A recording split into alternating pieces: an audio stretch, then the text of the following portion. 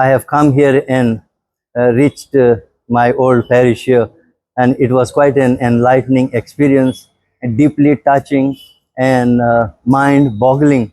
Me as being a priest, although learning all this theology and the Eucharist, but today was a big surprise and eye-opening experience for me that there are so many miracles on the Eucharist, on the body and blood of Jesus, and whatever the work they have put up inside as an exhibition is worth watching and reading.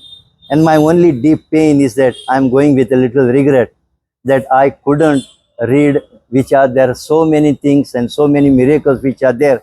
I wish I could just sit there, read one miracle, spend some time over it and reflect.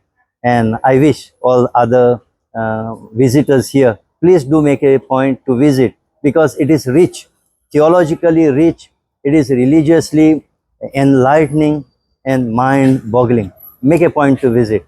Thank you, and congratulations to all those people who involved in putting up this big exhibition on the miracles that are collected by Carlo Acutis, Blessed Carlo Acutis. Thank you.